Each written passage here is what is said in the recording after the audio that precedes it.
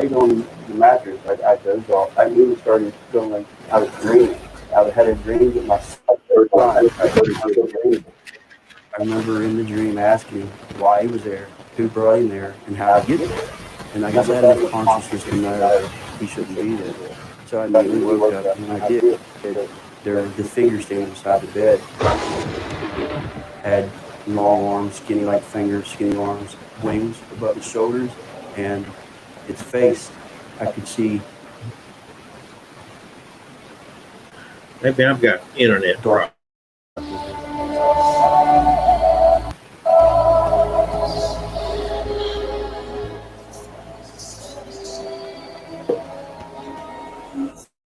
it was late in the evening. We were on the first curve. The first curve would be near their graveyard, actually. And as we were on the curve, we slowed down, and the headlights hit something. What they hit was a form. And for a split second, I thought, oh, it's a large bird in the middle of the road.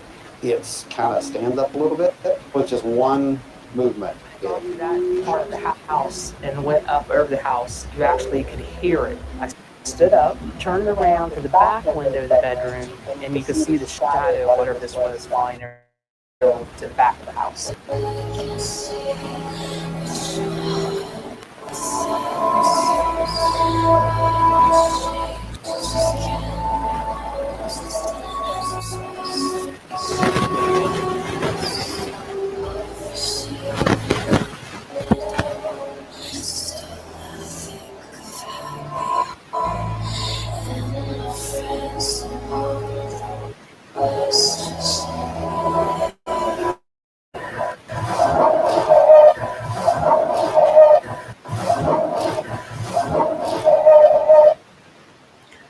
Guess what our show's going to be about tonight? Everybody welcome Abnormal Alabama for the Tuesday night horror show. And there's yours truly over there, Mr. Kevin the Cane, who is kind enough to join me on Tuesday nights. We are social distancing, as you see. And Kevin comes up with some good stuff for us to talk about. And so most of us that are into this kind of paranormal world, I guess we're familiar with Mothman, but Kevin ran across something that I was totally unaware of. Maybe some of y'all have heard about it, but I'd never. Mothman does some traveling. By the way, what's behind me here is the bridge that collapsed and killed some 43 people, I think. And if you will look right here, that's the first indication, I think, of a Mothman, top of this bridge here. And that kind of gave birth to this whole Mothman story. And now, after all these years, Kevin, Mothman's migrated.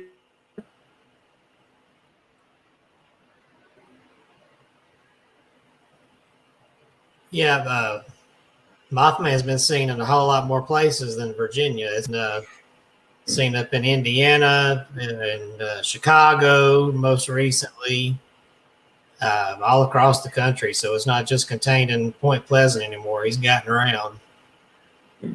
Well, I'm going to turn it over to you and let you tell your stories, and I'll try not to interrupt you. Okay.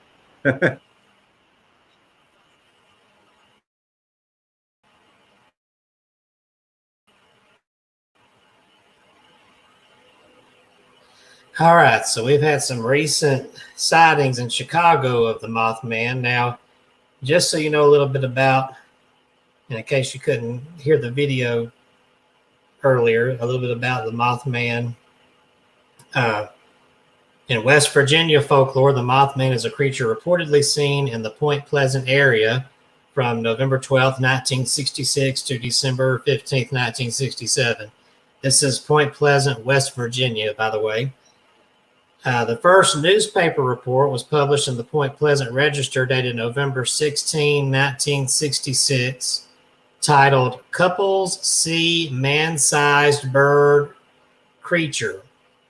The national press soon picked up the reports and helped spread the story across the United States. But of course, the biggest event tied with the Mothman, as we were saying, is the Silver Bridge collapse back in the late 60s in Point Pleasant. The collapse happened December 15, 1967. It caused the death of 46 people. And it gave rise to the legend that Mothman was somehow connected to the bridge collapse. Some say he appeared to so many people prior to that is because he was trying to warn them of the pending danger. In fact, a lot of people think that Mothman actually, if you see him, then that's a sign that there's going to be forthcoming disaster. So watch out.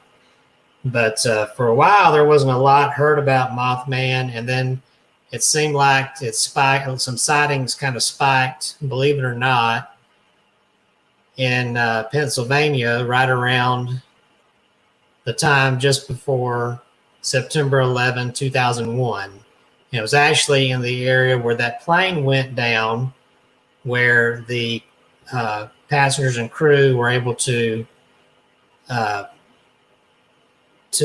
back against the terrorists on that particular plane, and the plane crashed in the field out there instead of crashing into a building. But just prior to that, I think it was about 2 weeks before, they had a sighting of the Mothman out there in that area. So that's kind of a creepy coincidence. But I want to talk about the most recent ones. There have been a lot in Chicago, of all places. So I'm going to read about that here. Since 2017, Chicago residents in both the city and suburbs have reported seeing a large winged creature in the city skyline. Multiple witnesses describe the creature as being taller than a human being, with glowing eyes and bat-like wings. Many have dubbed the mystery creature the Chicago Mothman due to similarities with the humanoid made famous in John Keel's 1975 book, The Mothman Prophecies. If you have not seen it yet, there was a movie in 2002 called The Mothman Prophecies, starring Richard Gere, which is based on that book, and it's a really awesome movie. I say check it out if you haven't seen it yet. A recent sighting came in November 2019 when a truck driver claimed to have seen the mysterious creature while on the job picking up a shipment of Nippon at O'Hare International Airport. The witness said he was having a cigarette as the truck was being loaded when he spotted something like a large bird standing by the parking lot fence. He said in a statement, it looked like a person with wings that were stretched out and flapping. Reports like this have been numerous in the past 3 years in Chicago. In Chicago, there were 55 sightings of a similar winged being in 2017 alone. That's 55 sightings in 1 year. In a January 2018 article, Vice interviewed an employee of Logan Square Bar called the Owl, who says he spotted the Mothman gliding above the Northwest Side neighborhood one night while working. Bouncer John Amitrano told Vice, quote, "It didn't look like a bat so much as what illustrations of pterodactyls look like. This thing didn't have any feathers or fur, and it didn't like flying. It didn't fly like anything I've ever seen." Sightings such as these are not new to Illinois. On July 25th, 1977, a Logan County resident claimed that while watching her children play in the backyard one evening, two giant bird-like creatures attacked her family. One of these giant birds, the resident claimed, snatched up her son in its talons and carried him several yards before dropping the child. For many who take these reports seriously, spotting the Mothman isn't all in good fun. Largely due to John Keel's book, the Mothman is often considered to be a harbinger of doom. Believers in the creature often associate him with the deadly Silver Bridge collapse of Point Pleasant, West Virginia, where the lives of 46 people were lost to the icy Ohio River on December 15, 1967. A statue of the Mothman has since been erected in Point Pleasant, a stark and somber reminder for those who believe his myth.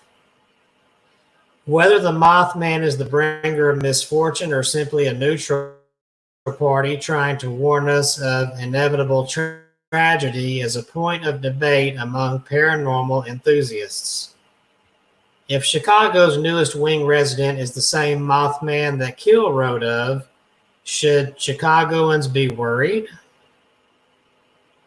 I think Chicagoans worry a lot anyway, said DePaul Professor Tricia Herms, who teaches composition and rhetoric with a focus on ghost stories and folklore. We worry about the weather, our sports teams, taxes, crime. Mothman looks very frightening and foreboding. That would be how I would feel. Theories as to who or what the Mothman really is are as numerous as the reported sightings of him. Some believe him to be an extraterrestrial, while others categorize him as a legendary beast akin to Bigfoot or the Jersey Devil. Often he is described as an interdimensional traveler, an ultra-terrestrial with command over space and time, with the ability to jump from one dimension to another like a car changing lanes. Considering that tensions are high around the world due to global pandemic, Hermes believes that spooky legends such as the Mothman serve a greater purpose than mere entertainment. The amount of conspiracy springing up about this pandemic is crazy, Hermes said. Some say this is Mother Earth's way of taking revenge on humans. I think a belief in the paranormal, like Mothman, can be a kind of shield from the even harsher truths of the world. For some, a figure like the Mothman could be the perfect scapegoat. A totem some folks could use to direct their fears and frustration with the current level of chaos in the world. For Hermes, that is the role of the Mothman that the Mothman served in the case of the Silver Bridge collapse. People want to make sense of these things, she said. Random violence and accidental death are frightening and something we cannot control, so we look for meaning in the chaos. Whether you believe in the Mothman or not, his impact on culture and modern mythology is undeniable. Keel's book served as the inspiration for the 2002 film The Mothman Prophecy, starring Richard Gere. Countless other books, blogs, and documentaries have come and gone since. The Mothman is even celebrated annually in the town he originally put his mark on, which is Point Pleasant. Every year, between 10 and 12,000 paranormal lovers come to the West Virginia town for the Mothman Festival. According to the festival's official website, visitors can enjoy the event for free, where there will be live music, merchandise from various vendors, great food, cosplay, and speakers. However, considering the amount of time Mothman seems to have been spending in the Windy City as of late, it leads one to wonder if the Flying Spectre hasn't chosen to make Chicago his new home. For some, that may be bad news, but consider the positive. In the midst of a global pandemic, who does social distancing better than a mythical creature? Well, that's true right there. And now I've got some witness accounts of the Mothman that I wanted to read off here, that they've actually got here filed by date and everything else. It says here in the city, talking about Chicago, moth folk are spotted all over, though most often by bodies of water. Sightings collected via the Phantoms and Monsters website are compiled here. And here are some examples of sightings in the Chicago area. Here's an anonymous witness on August 21st, 2017 on the Northerly Island during solar eclipse. Quote, "We were watching and observing as the moon begins its transit when we heard a very loud scream. This sounded like squeaky truck brakes that squeal when you're pressing hard on them. At first, we thought that it was maybe a CTA bus or big truck with brakes that needed changing or maintenance. We heard it again. This time it lasted about 3 seconds, whereas the previous sound was brief. I looked up to see a large object flying low over the docks that stick out in Burnham Harbor from across the water. This object looked like a large black bat, but also had humanoid features such as pronounced arms and legs. All right, the next witness was Aaron Drain during August 2017 in the Westtown neighborhood of Chicago. Quote, I was spending the afternoon on a rooftop and I saw something in the sky fairly high up and fairly far away. It was not being buffeted about by the wind. It was just moving slowly, but not randomly. And the next witness, named Jeff, on October 26, 2017, on Fulton Market Street, quote, at first I thought it was a bird, but none I'd seen before because it was just so huge. And the way it was flapping its wings, the longer I watched it, it was like, what the hell is that thing? It was freaky. And then we have another one here, anonymous witness, February 22nd, 2019. This one in Woodstock, Illinois. Quote, he said that he thought it may have been a Bigfoot initially, but then noticed that it had a large set of membrane wings attached to the back, extending over the top of its head. He described the shape of the wings as that of a gargoyle. The body was 8 to 9 feet in height and covered in dark fur. The arms and legs were well defined. All right. It says here, it still remains unknown whether Chicago Mothman is a subspecies of the West Virginia Mothman or the same species, or whether it is perhaps just a heron that got caught in a garbage bag. The question still remains. And I got, it actually says here, if you have a lead, you're in the Chicago area, have a review.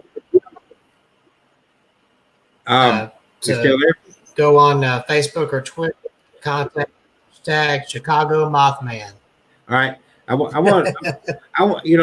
was it last week we talked about the Dover demon? Yeah, Dover demon.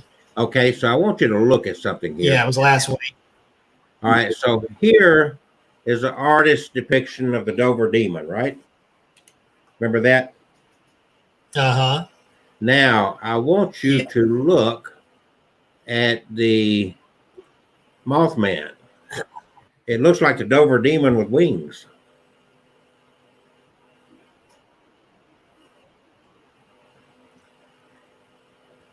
Yeah, there's some similarities there. Now, I don't remember if the Dover look at you putting Trump up there. But the reason that Trump is on, wait a minute, there's a story behind that.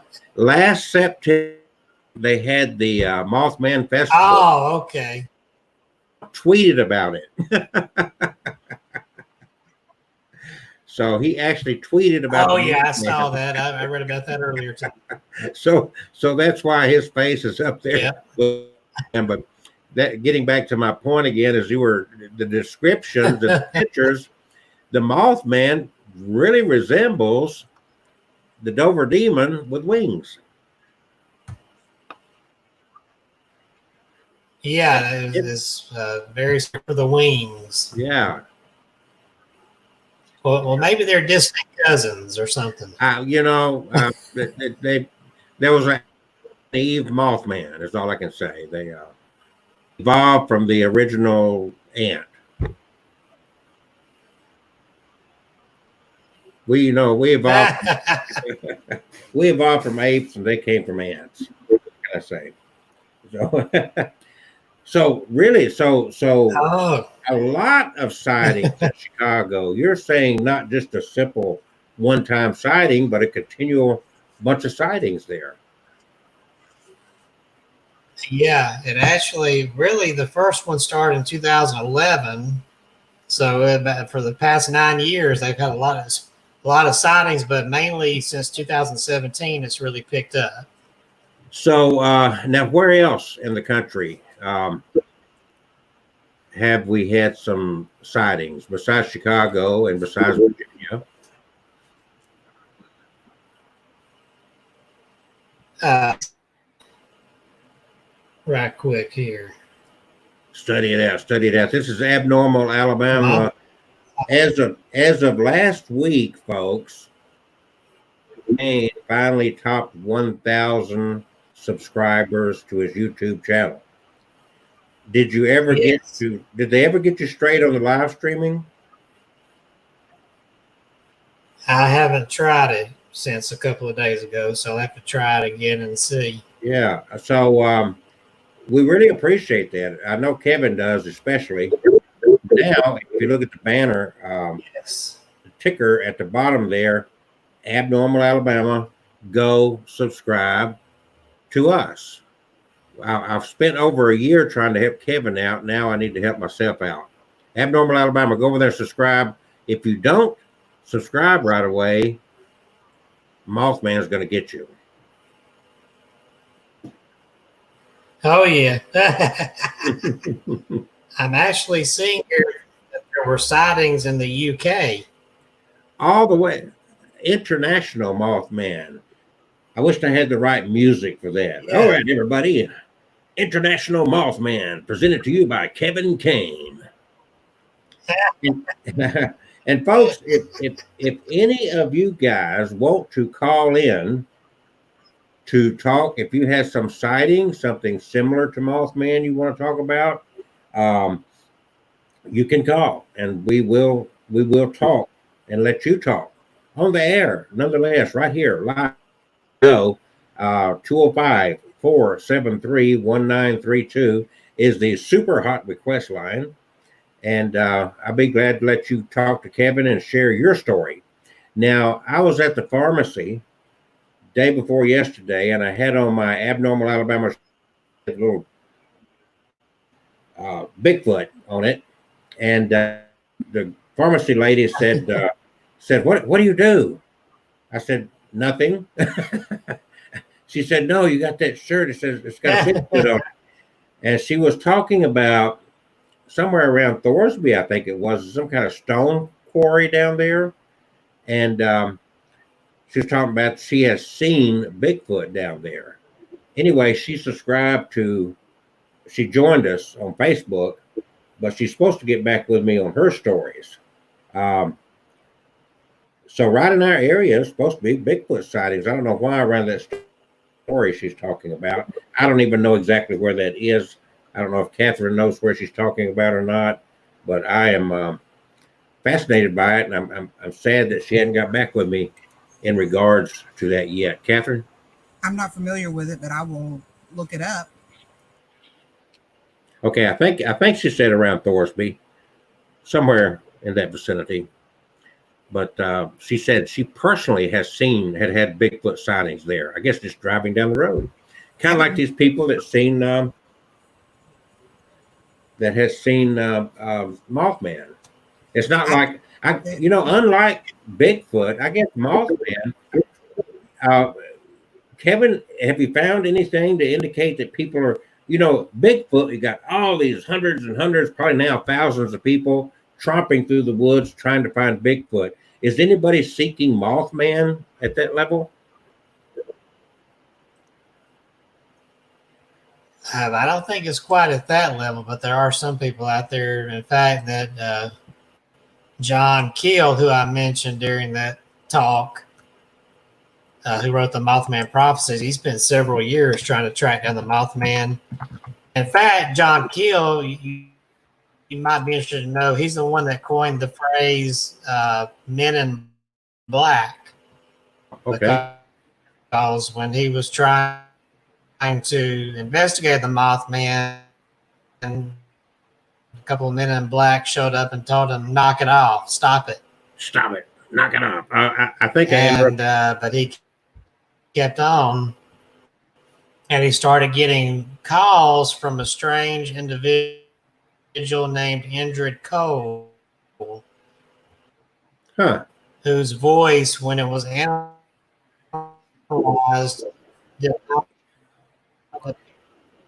is that your internet kind of going in and out there?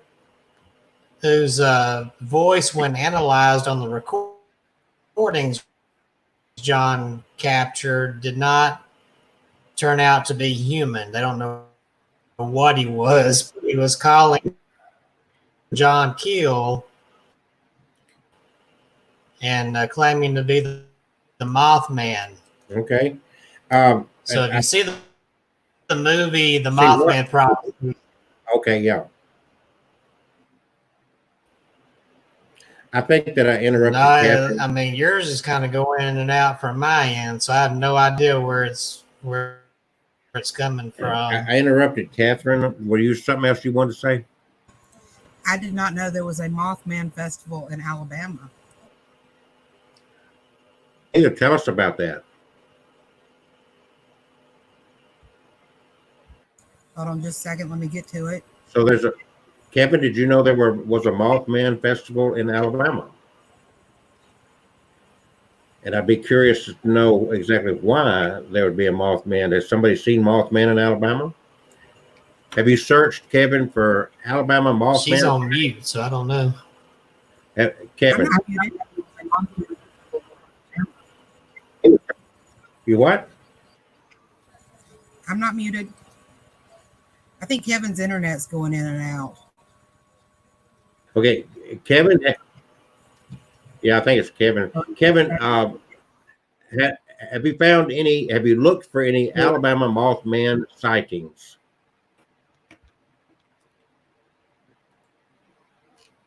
Hello. I think Kevin's got a.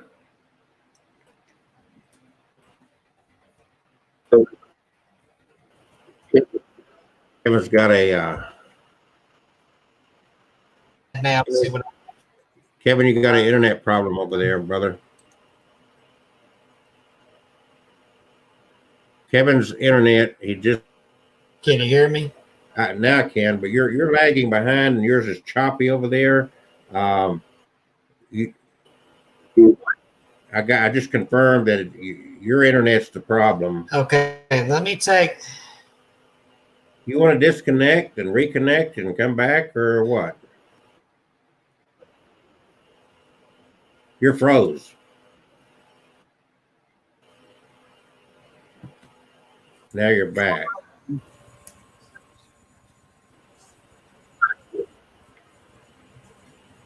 Oh no, there's green behind you. Okay, folks, this is Abnormal Alabama. We are talking about Mothman tonight. And while Kevin is kind of working on his internet, Yeah, I'm here, are you there? but I'm You're still coming in and out. I'm going to let you work on that a minute. I'm going to play this little thing here again for the edification. it's my internet's running fine. I think I'm starting to think it's the StreamYard. Well, I'm not having any problem. I wonder if it's your laptop.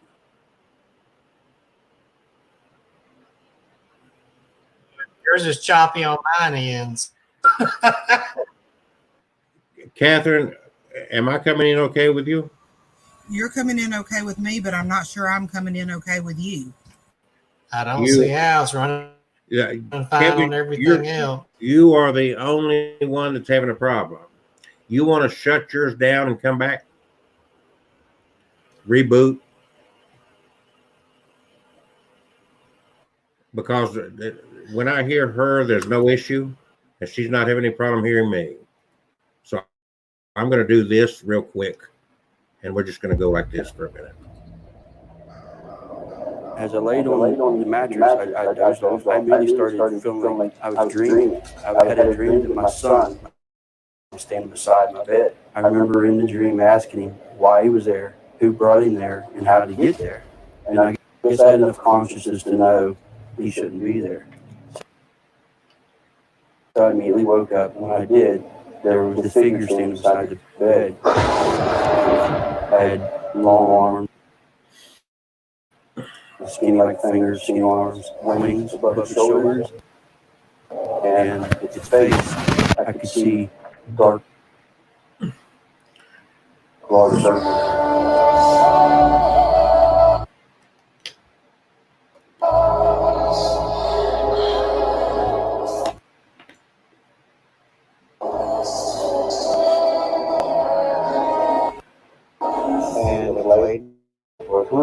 first curve. The first curve would be near a graveyard, actually. And as we come around the curve, we slowed down, and the headlights hit something in the road. What they hit was a form. And for a split second, I thought, oh, it's a large bird in the middle of the road. It's kind of stands up a little bit with just one movement. When it got to that part of the house and went up over the house, you actually could hear it. I stood up, turned around to the back window of the bedroom, and you could see the shadow of whatever this was flying over the field to the back of the house.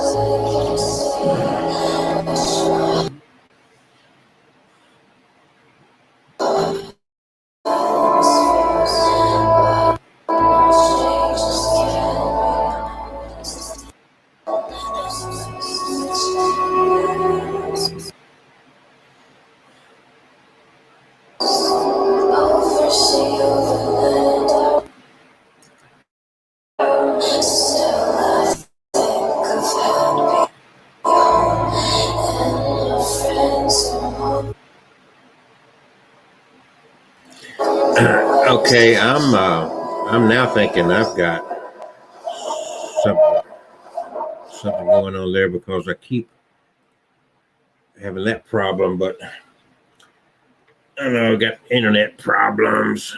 Things are not flowing real smooth here. My signal, of course, I'm on Wi-Fi at my house. Connected, secure, it's not showing any problems. This is Abnormal Alabama, and we have been talking Mothman. Kevin's going to be back. We are just 30 minutes into the show. And so right now we can shamelessly do some self-promoting. My book's on Amazon.com and also Lulu.com. And the book that best relates to, where is it right here? To the kind of subjects we're talking about is Dating the Dead and Spectrophilia. And this is an enhanced, revised, double the stories book about the human relationships in different cultures. Let me get around this book here. With the dead, with deceased. So this is an interesting read if you have any interest in the subject. And there's women that claim to have married ghosts. Spectrophilia is an interesting topic in itself. So go to Amazon.com and look up my book. Just in the search engine at Amazon, just search my name and these books will pop up. But that book right there is no imagination used on my part. The stories were told by those who claim to have had these experiences. And so that's what I'm promoting right there. Also, as you see along the banner here, on YouTube, subscribe to our YouTube channel. Spent over a year really promoting Kevin, his books, and his YouTube channel, and he's now got over the 1,000 subscribers that you need to really accomplish anything on YouTube, to monetize, to live stream on a mobile device, stuff. Now, I will spend the next year promoting Abnormal Alabama. So if you haven't done that, please share. Please get people to subscribe to our channel. I am diligently putting out new videos every week, every few days. I'm going to go do a film, a very old building where they used to build coffins. And then I'm going to go to a place called the Outlaw Mansion, and all kind of interesting places like that. All right. So anyway, join us over there, and you will not be disappointed. Kevin has gone into another world here. Waiting for him to come back. I think he's rebooting his computer. Now, Catherine shared that there was actually a Mothman festival in Alabama. I never. can't find it anymore. I'm trying to find it again. Okay. See if I can find it. Um, huh.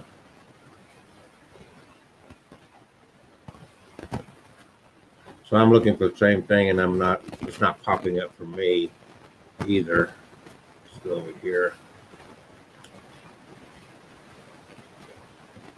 Bigfoot.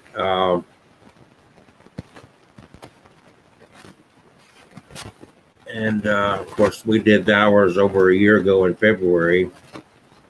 Evergreen, Alabama labeled themselves as the Bigfoot capital of Alabama, I guess. And I don't know if that still holds true. Point Pleasant is where the Mothman Festival is, and they have really capitalized on that. I'm not finding anything and I never had heard of that. I don't know where that came from.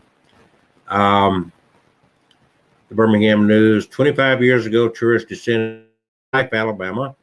And then there is the what Kevin has been talking about. He's not back with us yet, so I'm going to go ahead and cover some other things.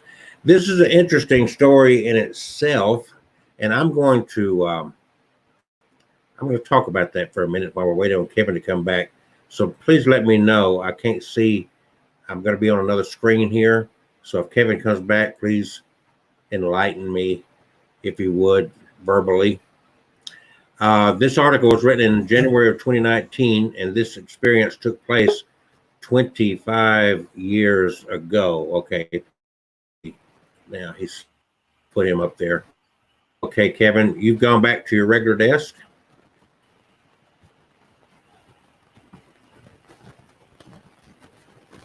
Yeah, it seems like when I did the background thing, that was slowing stuff down. Okay. But if I don't do the background, it's fine. All right. I was spending a little bit of time. We can't find anything about the any Mothman in Alabama. I've looked, and she's looked as well. Okay. But I'm going to share another little story while you're getting your act back together. And I was about to get into that when you came back on. But this article was written. Pardon? I hacked back together. What you talking about? Get yourself together. 25 years ago, now 26 years ago, and maybe you've heard of this story, Fife, Alabama.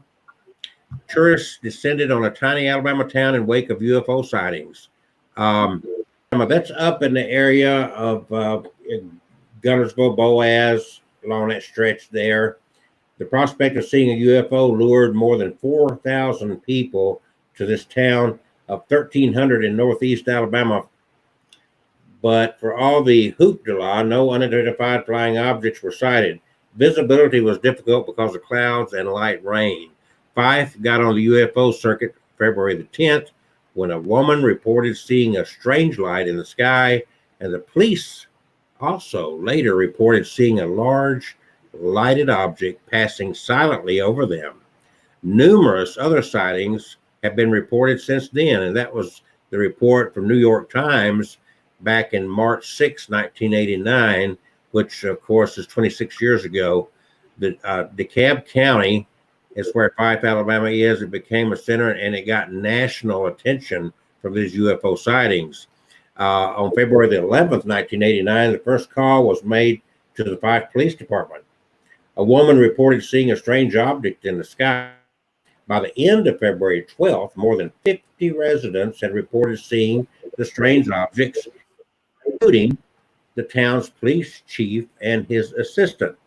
Now, I got to tell you, when I first heard this story years and years ago, I couldn't help but kind of chuckle because the name of the town is Fife, and of course, I kept thinking of Barney Fife. So the object was described by a witness as hovering at an angle from 1 o'clock to 7 o'clock with bright lights at the top and bottom. The curvature was outlined in green with a real bright light in the center. Now, interject, back in 1989, nobody was out there flying these little drones, so it would not have been a drone. I'll cover that real quick. Fife Police Chief Charles Jr. Garmany, and Assistant Police Chief Fred Works responded to the initial call, and soon they saw something in the sky. You got to trust the police, right? Garmany and Works were driving along DeKalb County Road 43, but stepped out of the car when they saw an object in the sky that was bigger than a jumbo jet and silent. They described it as metallic and triangular in shape. According to the DeKalb landmarks.org, Works told a reporter, quote, the object came on over and got straight overhead. It was big, wide, and appeared to be a wide triangular shape. We kept waiting to hear the sound. We kept looking at each other and saying, where's the sound? We never heard anything. Garmany added, what I saw the first time was like nothing I'd ever seen before. It was not a helicopter. It was not a plane. There was no sound. And of course, a helicopter is a very obvious, loud, chopping sound. A week later, Works told the Associated Press, I'm not saying what I saw was a flying saucer, but what really got to me was the lack of sound. Other law officers who reported seeing something strange in the sky included a Crossville police officer, the Geraldine police chief, and a state trooper. Over the next few days, as many as 4,000 tourists and more than 100 news organizations converged on Fife. After a witness described the craft as banana-shaped, an entrepreneur began selling T-shirts with a banana-shaped object on the front with the words, I survived the Fife UFO. For a while, residents of Fife enjoyed the notoriety, but soon the tourists and jokes grew tiresome. As the Tuscaloosa News reported on February 17, 1989, under the headline, Fife Police Chief Aide Tired of UFO Jokes. Works said in the article, I walked into the grill the other day for lunch, and there sat a reporter. I never even got to eat. I came on back to the office, and there sat reporters from a TV station. Right now, I'm 2 Rex reports behind. After a few years, however, the town realized the lure of its history and began hosting the Fife UFO Days Festival each August, featuring hot air balloons, arts and crafts, games, a street dance, live entertainment, and more. Junior Garmany went on to run the Shop and Go store in Fife and later ran unsuccessfully for the town council. Garmany died on October 24, 2013 at the age of 64. The flag of Fife Town Hall flew at half-mast in his honor, according to the town's Facebook page. Fife is not the only Alabama town with a history of UFO sightings. Sightings were especially plentiful in the 70s. To this day, Alabamians are reporting seeing strange craft in the sky. Alabama ranked 15th in the U.S. in 2013 in the number of sightings, according to the Mutual UFO Network. Falkville. In 1973, another police chief in a small North Alabama town took a photo of what he thought was an alien being.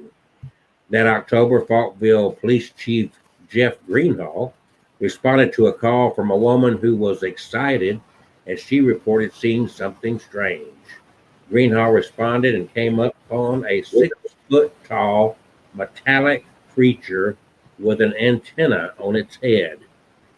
Reminds me of my favorite Martian. It looked like his head and neck were kind of made together. He was real bright, something like rubbing mercury on nickel, but just as smooth as glass. Different angles give different lighting. I don't believe it was aluminum foil. It was running faster than any human eye ever saw.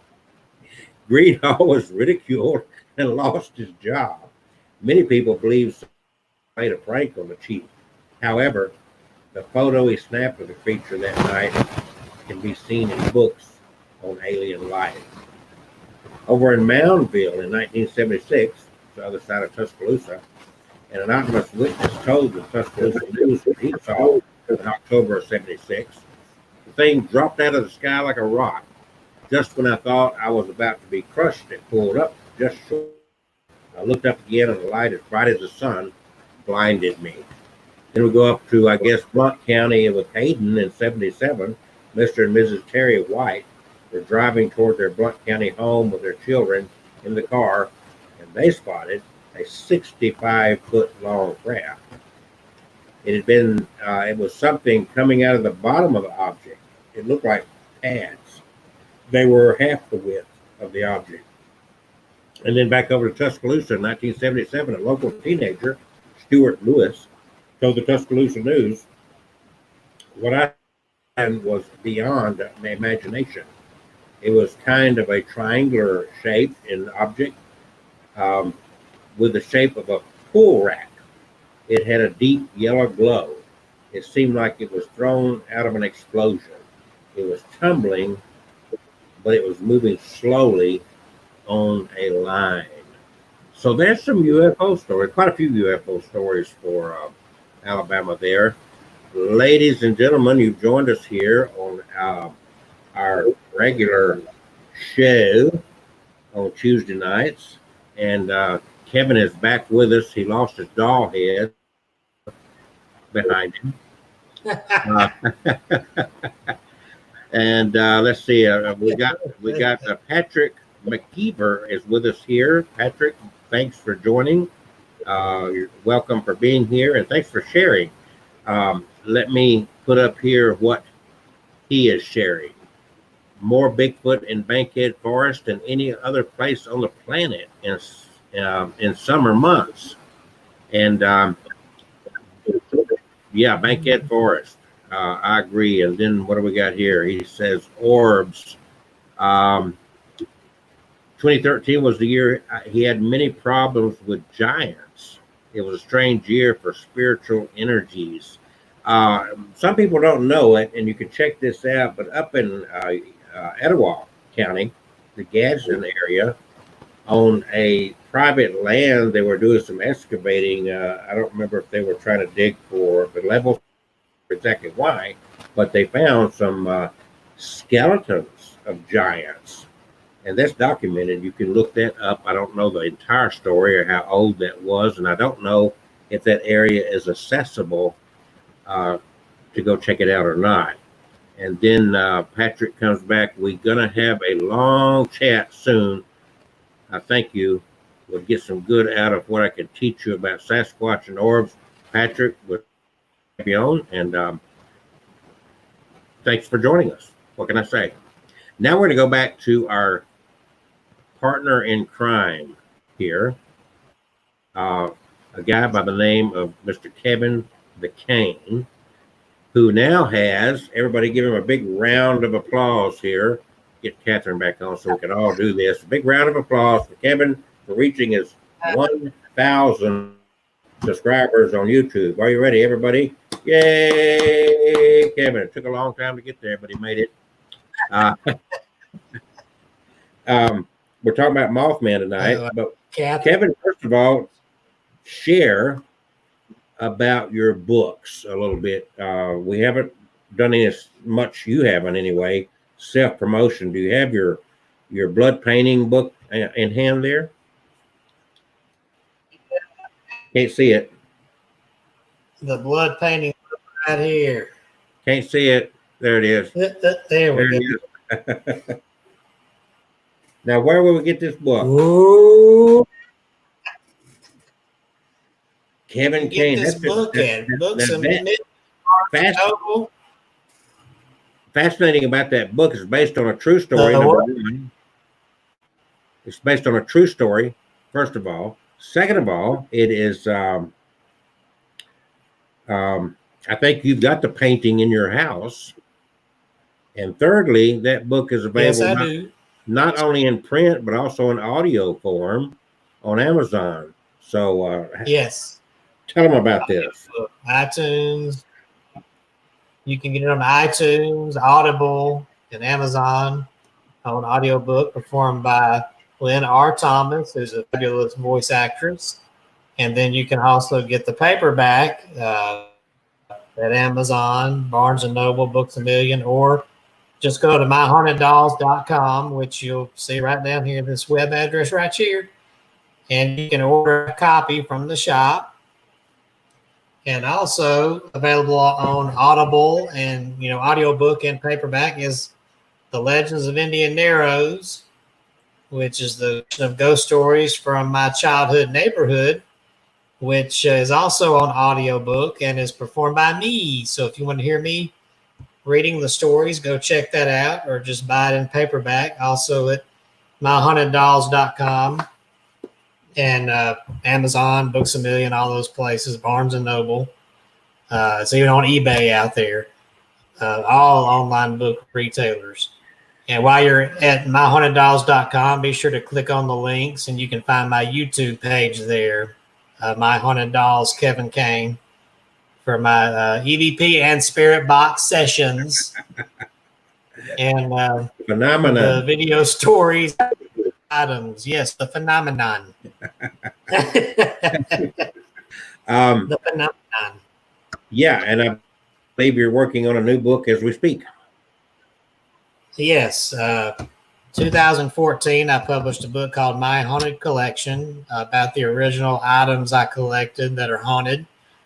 And now it's gotten over 300 items. So I've got a sequel book called My Haunted Collection, The Dark Side, which talks about the darker stories behind some of these items. I've got a doll that's been sealed up that had a demonic entity attached to it. There's Crimson, the blood painting. There's a mirror that was once used by a very angry entity to attack a family, and several other things I've collected and had less and or still. Okay. So be sure to check that out, hopefully later this year, if not summer, at least by the fall. I also have several books in publication. This one is on Amazon.com, and it is a fascinating read of many, many stories of people that claim to have sex with ghosts, have married ghosts, and other things. One guy even married a picture of himself. Another guy had a full-blown ceremony of himself marrying his cell phone out in Las Vegas. Kevin so I'd originally published a book called Dating the Dead, and then I kept running across more information, more stories. So instead of just editing that copy, this is a thicker book with a lot more stories. And if you're talking about our friend over here, Patrick, who's still sharing information, there's even a woman that says she had sex with Bigfoot. So I don't know what you think about that, but that's what she claims. You can get my book on Amazon.com. Just go there and search engine. You'll find a lot of more books I've got. Some of them deal with surviving this pandemic, and also relationship books and that sort of thing. So let's see, where was I wanted to go with something else here real quick. I want to let Patrick catch up. First of all, Abnormal Alabama on Facebook, Abnormal Alabama on YouTube. Subscribe, share, like, all the above. And latest comments, he's sharing a lot with us here. The orbs are always found with a Sasquatch. He's seen 9 in his lifetime, 53 years of studying them. He's going to prove not 8, if he can. He knows the Sasquatch real, but the orbs are new to him. There's something other than a Sasquatch in these woods, though he's not sure what it is. So I'm going to ask Patrick, could it be like the Mothman or the Dover Demon? Do you have a description? Sounds like a giant prehistoric bird. Well, that'd be the Mothman, right? Would you agree? There's also legends about There's also legends about the Thunderbird that date back to Native American times, about a huge, gigantic, eagle-looking creature. It's like a big eagle, but it's large. To really protect their children, their babies, didn't they? Yeah, it was large enough it could scoop up a child in in one claw and carry it off. Mm-hmm. So Patrick adds here that he studies creatures' habits, habitats, behavior, real facts. Walker County Sheriff has a handprint of the off of his back glass door. Wow. Um, this is something I've not seen, but I hear it many times. I guess you're talking about the one that we're comparing to like the Mothman or the Thunderbird or something like that. Okay, we're going to get back, Patrick. Thank you so much for sharing that. We're going to get back now to Kevin and some more stories. Are we going to stick with? Kevin. Are we sticking with Mothman, or what else do we have? Well, when all the hubbub was going on with this internet rebooting and all that, I found a story that because I was in haunted dolls. I just have to share this one. I'm going to interrupt you for just a second, and I want to address Patrick again. Patrick wants to have a long talk. He's got some firsthand real world knowledge. Patrick, we do this every Tuesday night. If you would like to call in fact, I can send you a link and you can join us right here, just like Kevin does here. And we'd love to talk to you and let you tell your stories as well. Let people hear something other than just Kevin and I. And then I'm going to turn. He said he stood face to face with a. They are not an ape. Many creatures are running together. Okay, Patrick, I'm going to get back with you. You're join us next week and share all the stories you've got. And if you will, now you're watching on YouTube, so I can share you a link next week if you're around. I'll put a link especially for you, message you, and you can join us. And they can see your face just like they see Kevin's pretty face up there.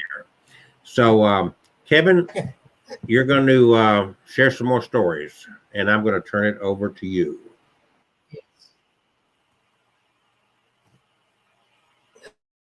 Okay. Oh, it's safe to talk now. Okay. All right. So the artist house in Key West, Florida. Let me tell you about this. If you've never heard of the artist house, you'll recognize it as I get into this because it was the home of one of the world's most famous haunted dolls. Okay. The evil doll Chucky in the cult horror film Child's Play has nothing on this real-life demonic doll who plays sinister tricks and forces people to do nasty things. Robert the doll, a creepy 3-foot-tall straw doll with darting beady eyes from which he glares if he doesn't get his way, is said to be possessed by an evil spirit. Through some evil force, he is able to manipulate and control people, making them do things they don't want to do. He drove his owner, Gene Otto, crazy with his demands, each one becoming more and more wicked. But try as he might, Gene could not get rid of Robert. Over and over, he would lock the doll in the attic, only to race downstairs and find him sitting in the rocker in the turret room, waiting for him. If he threw him in the trash, Robert would be back upstairs before Gene even got to the stairs. There was just no escaping Robert or his wickedness. The doll was made by a servant girl who had been abused by the Otto family. It said that she put a curse on the doll, invoking a series of rituals as she created him. She dressed him in a child's crisp white sailor suit and gave him to Gene, who named the doll Robert. From the moment he received the doll, Gene's life began to change, and not for the better. He began to experience a never-ending series of misfortunes. Robert was always to blame, and many people who knew the family agreed that the malicious doll was indeed responsible for a host of evil deeds. Neighbors would cross the street, eyes focused straight ahead rather than walk by the magnificent Queen Anne Victorian mansion with the numerous graceful columns and verandas and a lot of gingerbread detail, highlighted by the magnificent presence of its turret. It wasn't the imposing structure they were afraid of, but its malevolent occupant, whose reputation for evil had spread like wildfire through the town. Gene's parents, Mr. and Mrs. Thomas Otto, built the home in 1898. The youngest of three sons, Robert Eugene Otto, would inherit the family home. Gene, as friends called him, studied art at the Academy of Fine Arts in Chicago and the Art Students League in New York before traveling to Europe, where his work created quite a following. In Paris, he met Annette Parker, a native of Boston, who was studying music there. They fell in love and were married in Paris. Anne was making a name for herself as well as an accomplished pianist. After she finished her studies in Paris, the couple moved to New York, where Anne performed at the famous Rainbow Room at Rockefeller Center. They should have stayed in New York, for little did they suspect that back in Key West, the evil Robert was patiently waiting for his owner to return. When the couple moved back into Gene's family home, their lives were changed forever. As Robert demanded more and more of Jean's time, Anne became deeply distraught by her husband's unsettling behavior. It was almost as if he were possessed by Robert. He would spend hours locked in the turret room, alone with the doll. It seemed that Jean performed Robert's company to hers. Many nights Anne would hear Jean sitting alone in the turret room, talking and pleading. He blamed Robert for everything bad that happened to him, including his deteriorating relationship with his beloved wife. Anne feared for her husband's sanity. Robert's reign of terror did not end with Jean's death in 1972. The doll still held his evil control over the house and those in it. Although Robert was stashed in the attic, neighbors began to report hearing an evil giggle coming from next door. Some even claimed to hear the doll walking up and down the stairs from the attic, or see him leering down at them with an evil grin through the attic window. Several years later, a new family bought the house. Robert had a new playmate. Their 10-year-old daughter became Robert's next target. She claims that Robert tortured her. Even today in her 40s, she is tormented by memories of Robert and his sadistic powers. She refuses to talk about the unspeakable horrors that she was forced to endure. Eventually, the satanic doll was removed and placed in the East Martello Museum. But the attic of Artist House was not freed of its ghostly presence. Soon after the doll's departure, the ghost of Jean's wife, Anne, took up residence, standing guard against the return of Robert's evil spirits. According to David Sloan, who runs the Key West Ghost Tours, Anne is the protector of the house, and Robert's spirit has not been back since. Lots of people tell that they have seen a woman in white who goes up and down the staircase. One lady felt someone sit on the bed next to her.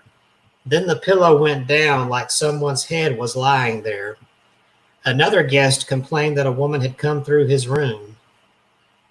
On one of the tours, they stopped across the street from the Artist House, and one of the guides, Joni, said that she had just finished talking about the turret room when they saw a shooting star go right behind the house. Several nights later, David was leading one tour, and there was another tour right behind him. He heard a little boy from the group say, "Look, a shooting star." David looked up to see that this was no shooting star. It was a large orb, slightly bigger than a basketball. It was glowing a greenish blue about 10 feet to the left of the turret. It went down at about a 45-degree angle by the tree line. It lasted for a good 5 counts, and everyone on the tour saw it. Everyone was at a loss for explanation. The tours have seen it several times since. It always appeared right after being talked about, or when Anne was talked about. Okay, Maddie Casey, who manages ghost tours, talked about his initial visit to see Robert, and this is Maddie's quote. "The first time I went to the museum, the docent began talking to Robert as she approached the case. Robert is kept sealed in a case in the museum there. 'Hey, Robert, this is Mary. I have brought someone who wants to see you.' I thought, what a freak. She's talking to a doll. But now I do it too. If you saw Robert, even if you didn't know anything about him, you would have the need to him, hey, Robert, I'm not going to hurt you. He has a very strong presence. I don't believe that he can kill anyone, though there are people who believe he can. He is one of the only spirits I've ever encountered who has an oppressive feel. He is very angry. Robert's doll is beginning to show his age. He is, after all, over 100 years old. He has that moth-eaten appearance on his face, and his eyebrows and lips, which were painted on, are starting to fade. He really is incredible craftsmanship. He's missing the little flappy cloth ear on his right side, which just adds to his eeriness. His hair is a weird yellowish brown. Sometimes it looks like paint, but other times it looks like an afro. It really freaks me out. It's wacky. He looks different every time I see him. What's really creepy is that Robert has a constant companion, a little stuffed lion that he carries around with him wherever he goes. The doll is one thing, but he has his own doll now. It's really weird for one doll to have another doll. He's been carrying it around for at least 50 years. During Key West's Fantasy Fest, they closed down the Martello and moved Robert to the Custom House in Old Town, where they lock him under a plexiglass cube. They always put a bag of peppermints at his feet to try to bribe him into being good. They swear that the mints are always gone in the morning. Robert shares his display case with a red sports jacket that belonged to the first fire commissioner of Key West, and a doll made in the image of the Mallory Square Cookies girl. They keep her in there to keep Robert company.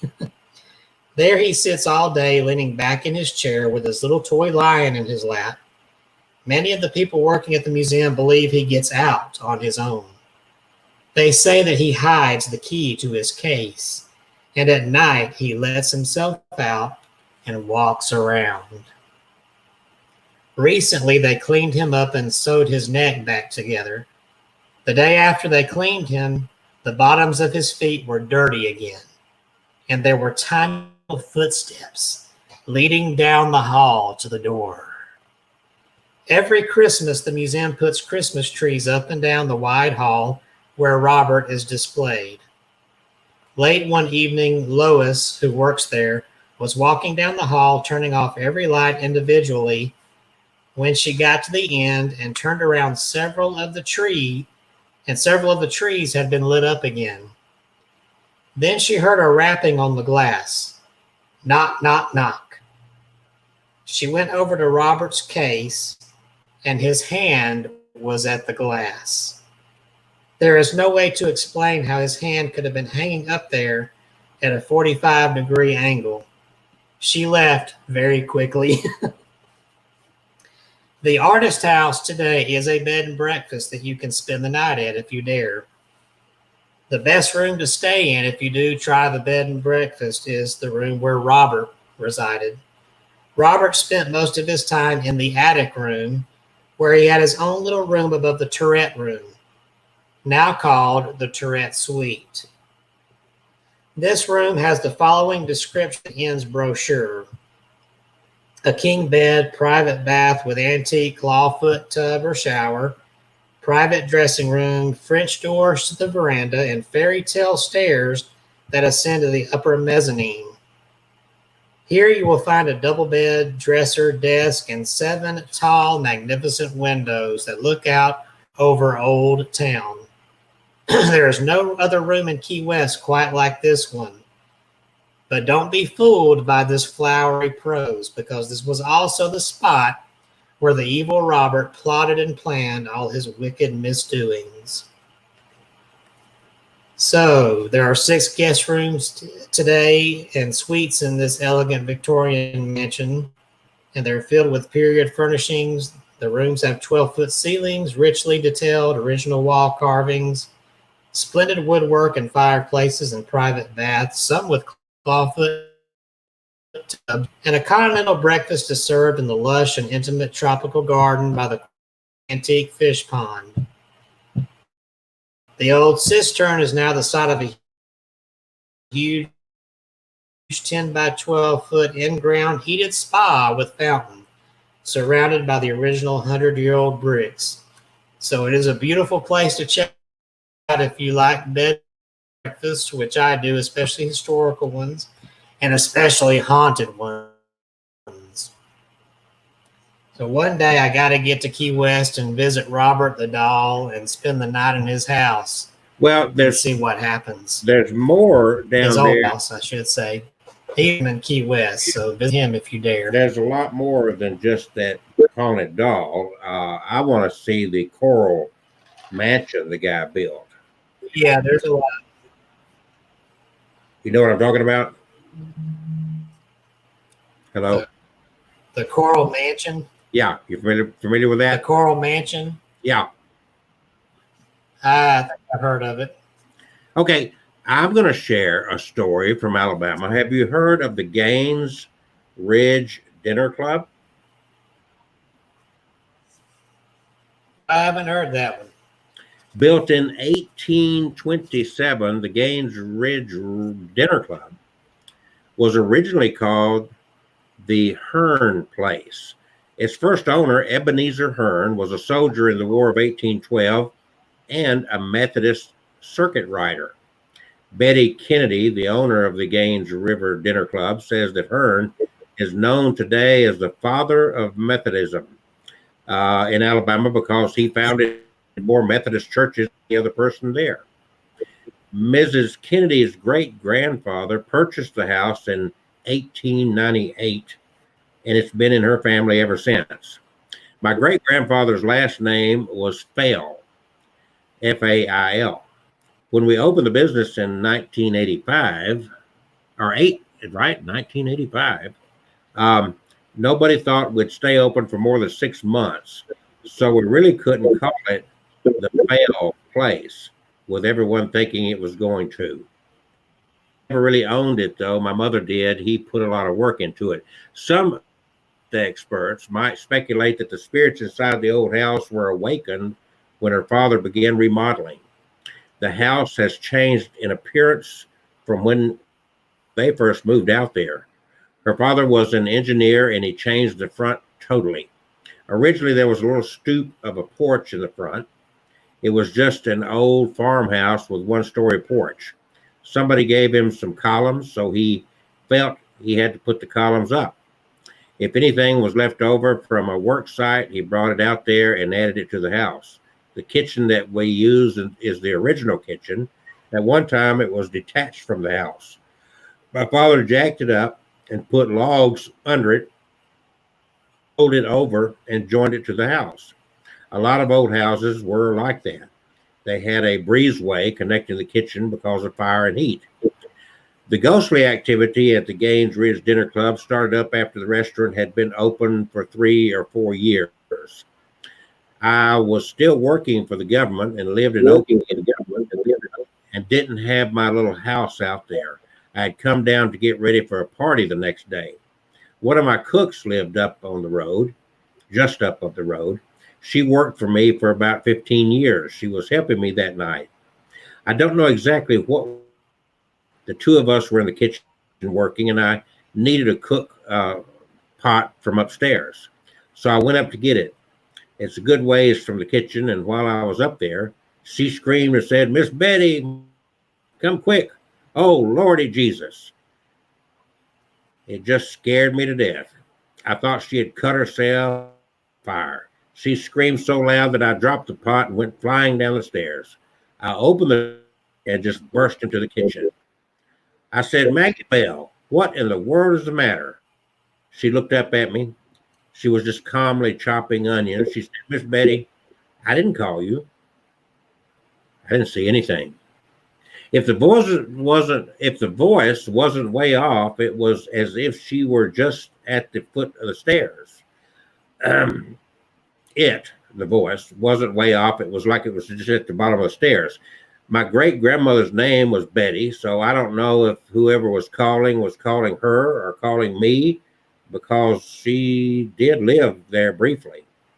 A different ghostly sound was heard by Miss Kennedy's daughter one evening when the restaurant was almost filled to capacity. One time I was in the kitchen. My daughter came in the kitchen and said, "You've got to come out there or come out here. Somebody's fallen in the ladies' restroom and we can't get the door open." I went over there and they were all standing around the door. They said, "We heard her fall and her head hit the door. So we thought she was jammed up against the door." I finally just shoved it open. There was nobody there. Nothing had fallen. Ms. Kennedy says that the ghost occasionally reveals itself through a different sense. My sister and I have smelled pipe smoke up in the front room, even though no one was smoking a pipe. I haven't smelled the pipe smoke in a long, long time. When we first opened, we could smell it. Sometimes we would go up there and it would be very strong. A family tragedy dating back to the 19th century is probably responsible for the most frequent manifestation in the Gaines Ridge Dinner Club. One of my great aunts weighed 350 pounds, and she had 13 children. Back then, particularly in the wintertime, babies slept with their parents for several months to keep them warm. One night, she accidentally smothered one of her babies. "Well, woman, you weigh 350 pounds." I'm sorry. I think she rode on the baby or placed her arm on him. My great grandfather was instrumental in her not being tried for murder. I guess if I had 13 children, I might feel like smothering. My mother told me this story when we were fixing up the house. She never told me when I lived here because she didn't want me to be afraid by myself. And she never told my other two sisters either. Sometimes, late in the evening, waitresses and kitchen help have heard the incessant crying of a baby coming from one of the upstairs rooms. The source of the cries has never been found. Other reports of ghostly activity in the Gaines Ridge Dinner Club have come to Betty Kennedy's attention over the years. Her son told her that he saw a white shape pass through the windows in a second floor room and come down the stairs. Like many restaurants, the Gaines Ridge Dinner Club has tried to capitalize on its haunted reputation. From Betty Kennedy's point of view, the ghosts are almost as big an attraction as the food. When they read the ghost story on the back of the menu, people are always really interested in it. I call it my ghost truth because it is what really happened to me. We serve a lot of groups here. They all want to hear about the ghost. I have to admit, I do embellish the stories a bit when I tell them to the children, though. So that I'd never heard of that. And that is, you can look it up, the Gaines Ridge Dinner Club. So now, what do you say, Kevin? You got another story for you?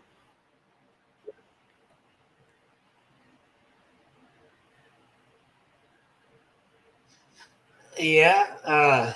Speaking of haunted hotels, did you know about St. James Hotel in Selma? Considered one of the most haunted places in Alabama. What town is it in? The St. James. Huh? what town is it in? Well, it's in Selma, Okay. Alabama. So I noticed here that I shared that scripture with you from the Bible, by the way, and you're not interested in picking up the snakes, I see. Okay. No, somebody else can do that. I don't really need to do that just because that little word there. Okay. All right. Well, you can pick it up. Why don't you go pick it up? I'm not gonna invite you to come down to Sand Mountain. Okay, tell a story.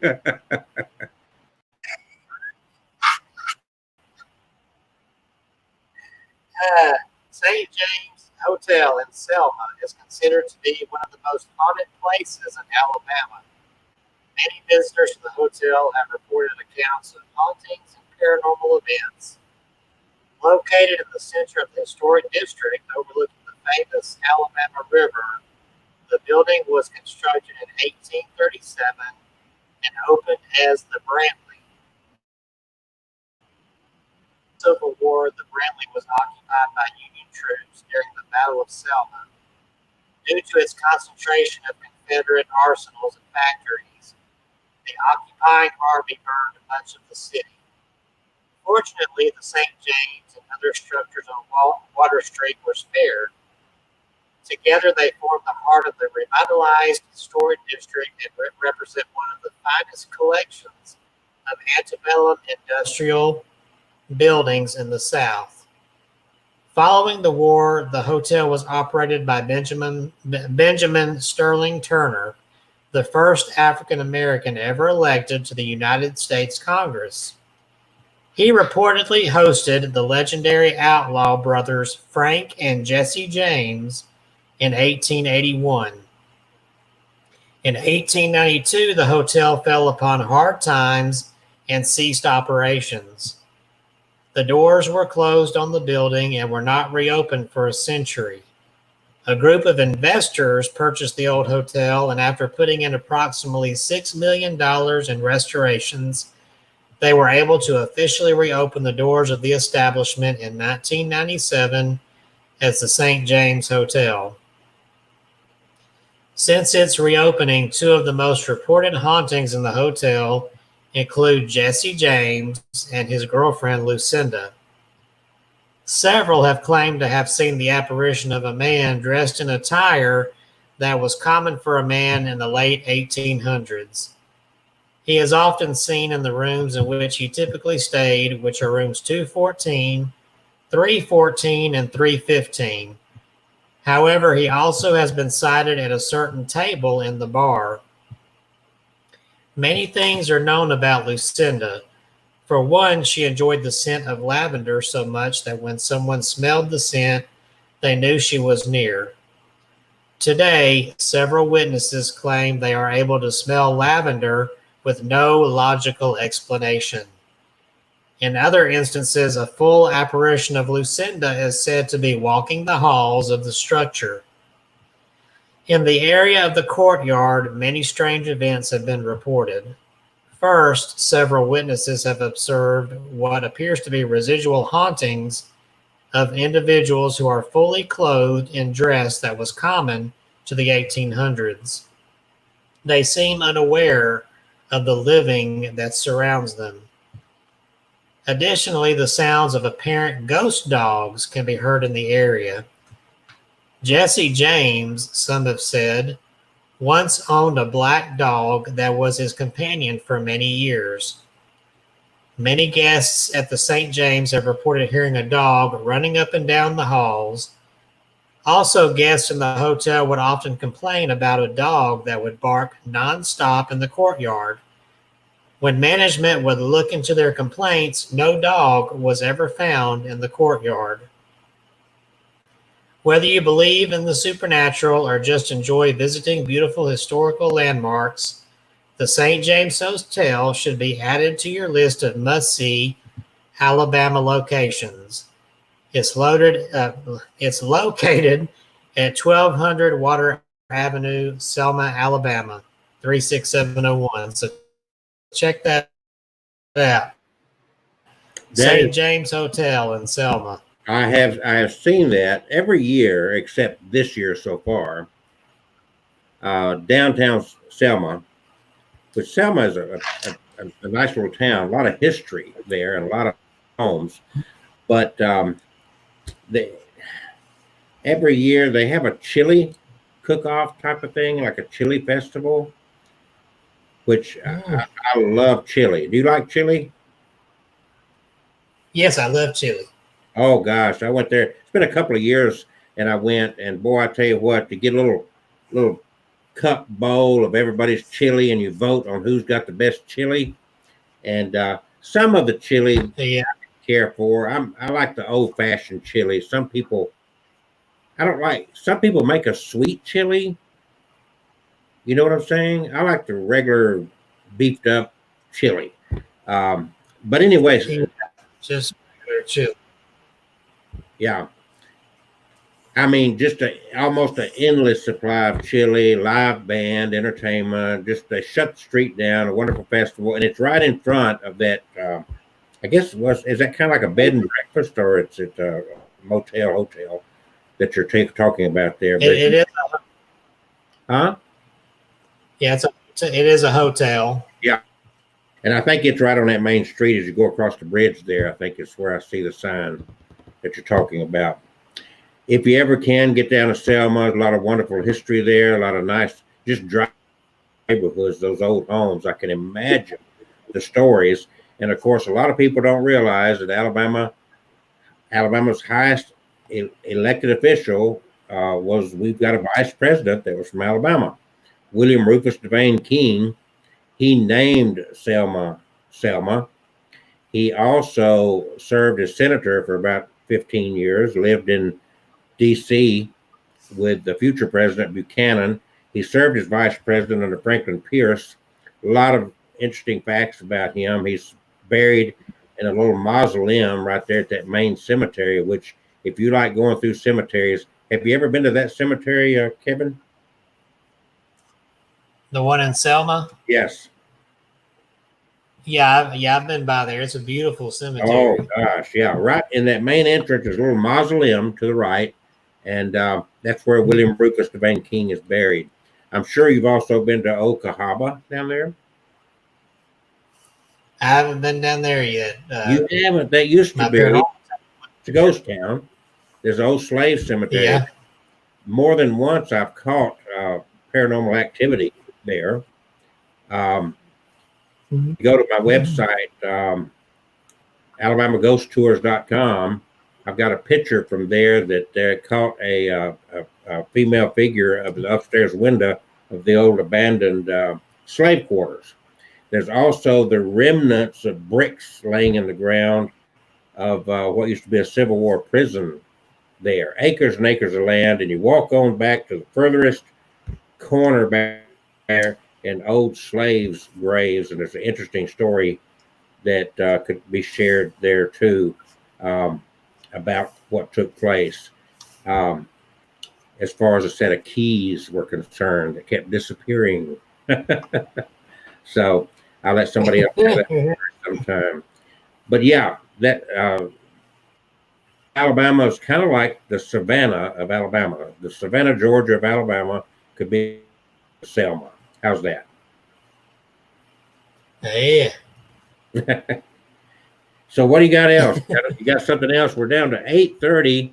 We opened up the first hour or so talking about Mothman, and I learned a lot that I didn't know. Number one is that there's been a lot of Mothman sightings in Chicago, Illinois. So Mothman has become a city dweller. Yes, he has gotten around greatly. Yeah. He's now a jet setter. Of course, yes. Mothman don't need a jet. He's got his own wings, right? Right. He can just fly where he wants to. So have you ever, all the stuff you've been talking about, you've been ghost hunting a lot, Kevin, and you've written several books. In your recent years as an adult, not in your childhood growing up, have you experienced did yourself or any ghost yourself? What kind of personal could you share with us of some strange entity of any sort that you've experienced? Okay, well, I've got one that happened a couple of years back. We got a call in from a woman over here in Central Alabama. This is a client of Scare of Alabama, Kim Johnston's team, but I don't want to. We can't give out names, anything like that. I'll just say she's from Central Alabama, not far from the Birmingham area. But she has a little girl who had been waking up. Her and her husband in the middle of the night. I'll take these glasses off because I'm not reading. Waking up her husband and herself in the middle of the night. The little girl would come in the room and say that she had seen what she described as an evil gingerbread man coming out of her closet and staring at her. Well, her parents thought she was just, being a typical 8-year-old girl with an overactive imagination, probably having nightmares. So the dad would get up and take her to bed and tuck her back in. And this went on for several nights. She would come in and say the evil gingerbread man was back in her room coming out of her closet. Well, finally, one night she came bursting into the room and woke them up and said, "The gingerbread man has set the closet on fire." Well, the father had had enough of this. He was kind of getting a little upset about her overactive imagination. So he got out of bed and he took her by the hand, carried her back to her bedroom, telling her, "Look, there's nothing to be afraid of. You're just having nightmares. And I'm going to show you." So he takes her into the bedroom. He turns the light on and he opens up the closet door. Well, to his surprise, the clothes are pulled apart. The clothes on the hangers, they're pulled apart like somebody pushed them out of the way. And on the back of the closet is a handprint burned into the wall. So that's when Papa found out, maybe this isn't her imagination. Something weird's going on here. From that night on, they started having their own paranormal experiences. The wife would get slapped by an unseen hand.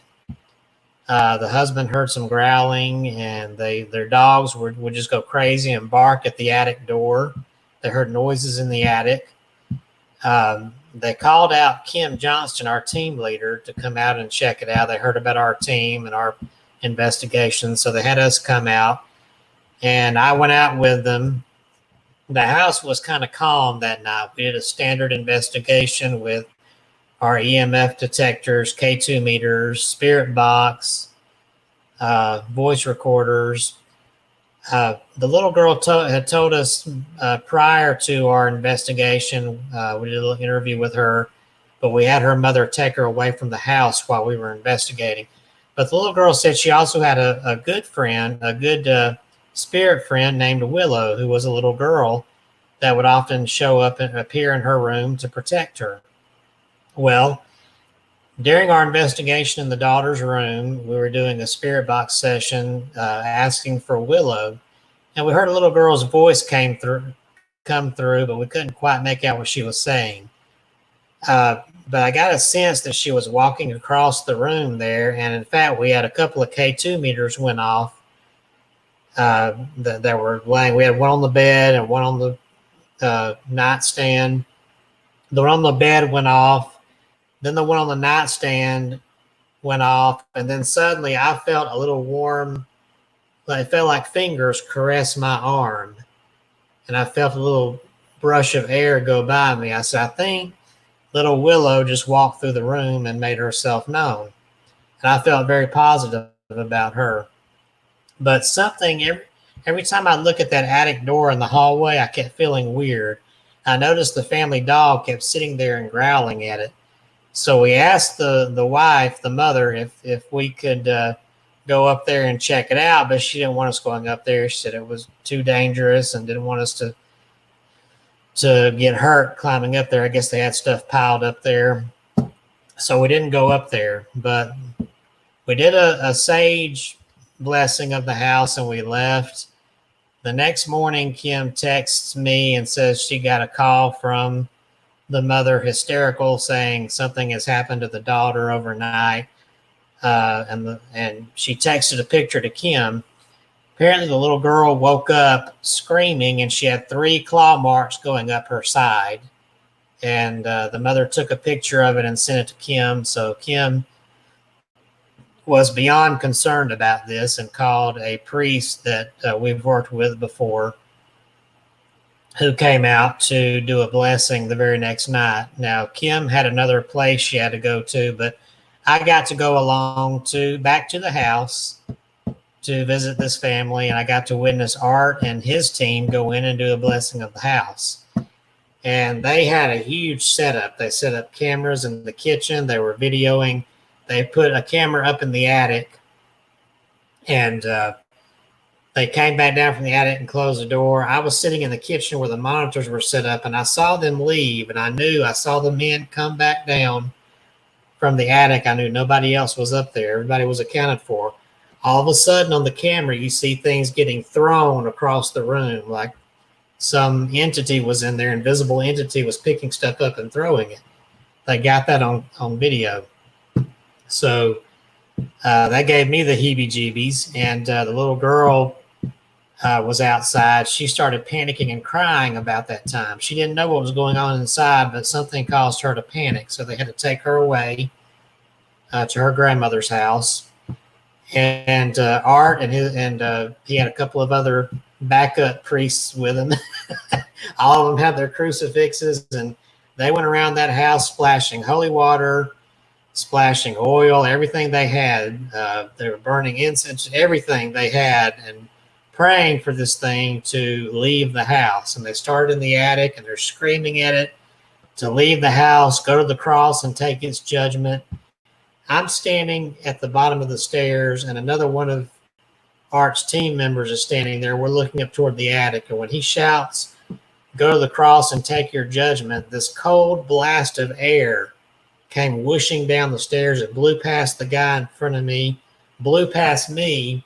I mean, I felt it just, and it went out the front door that was right behind me at the bottom of the stairs. And it seemed like everything calmed down.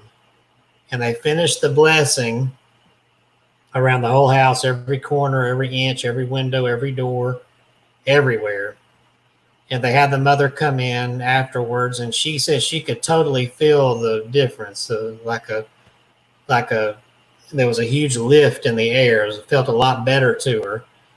And from that night on, from that day on, they never had any other activity. But I got to tell you, watching that thing in action up in the attic, throwing things and having a tantrum, actually knowing something demonic was right there, and I'm looking at it, and it's right above my head in the attic. That's as close as I ever want to come to something like that. So you did. Yeah, that was probably my strangest experience in all of my years of being interested in the paranormal, as far as what I've witnessed. So you at that point really feel like you were in the presence of demons.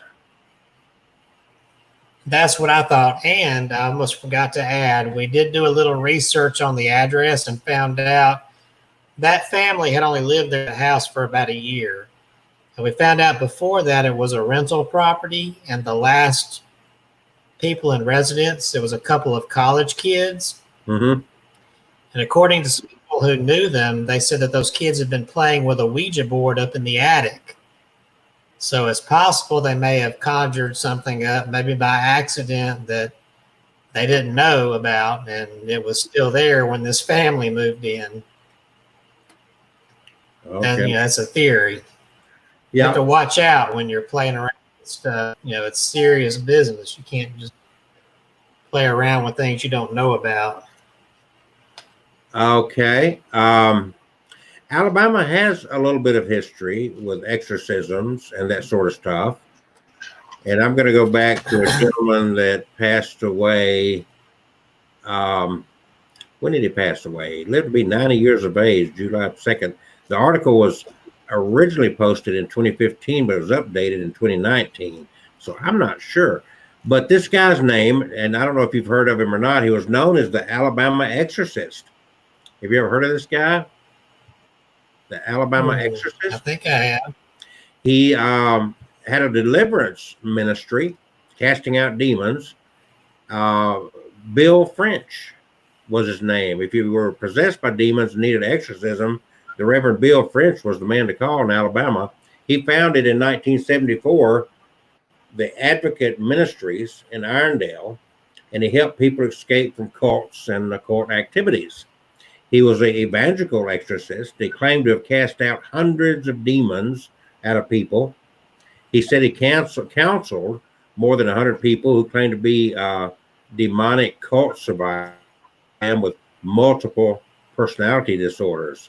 He said, "I've seen everything that was in the movie, The Exorcist, except somebody's head turning around all the way." His son, the Reverend Michael French, said he dealt with people most folks would not want to stop and talk to. And he never used a crucifix or holy water like they did in the movie. In the evangelical way, there wasn't as much ritual, but there was a lot of prayer and faith behind it. So he died July 2nd. He was 90 years old. I'm going to say that he died in 2015 at 90. He was a powerful speaker. He moved in the power of the Spirit and prayed for deliverance. It's what Ann Cosper Hammond, a former director of the Birmingham Alive Prayer Ministry, there weren't too many around who had the power to do that. He was big on deliverance. When cases rose of people behaving as if they were possessed, other pastors knew to call French. He called it a deliverance ministry. The Reverend Rick Cooper, pastor of the Open Door Church that was destroyed by a tornado in 1998, and where members said they were saved by angels holding up parts of the building as it fell, said he often sent people to French. He's really helped a lot of people, Cooper said. It's been a transformation of people over the years. Bill just wanted to see all people free. He had spiritual bondage. French at times dealt with people whose personalities included demons speaking in deep, growling voices. Sometimes, once he was praying, possessed by demons, and the man tie and began strangling him. I'll never forget one situation. Michael said he was praying with a lady coming out of witchcraft. They were sitting in folding chairs. She was about 5'2", 120 pounds. He was 6 feet tall, 220 pounds. She flicked her foot and 10 feet into the wall. Cooper said any Christian can cast out demons, but it's not for the weak of heart. That is in the realm of all Christians, Cooper said. It's about not being afraid. It's about being confident that God will back you up. Bill had a special anointing and gifting for that. He was called for that. So the story goes on a little bit. Excuse me. But he was casting out demons at the height of a frenzy about satanic possession. And in 1985, ABC TV's 2020 show about Satanism set off waves of panic and media attention that culminated, my sinuses, in Gerald Romero's Devil Worship special in 1988. Excuse me. Other Geraldo segments later followed up. Sally Jesse Raphael episodes on baby breeders in 1989 and devil babies in 1991. And Oprah Winfrey did programs on the subject in 86, 88, and 89. Canadian psychiatrist Lawrence Pasdar wrote a 1980 book about women bearing children for a satanic sacrifice called Michelle Remembers, the first satanic cult survivor story.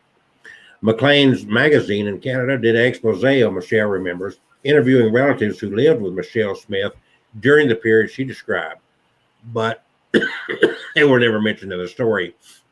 And of course, all this went on. I remember that very well. You may have been too wrong, too young, Kevin, for that. But there's another story I'll share with you in short before I let you go into something else. For Macon County in Alabama. This was published on Friday, May the 3rd, 2019, recent story.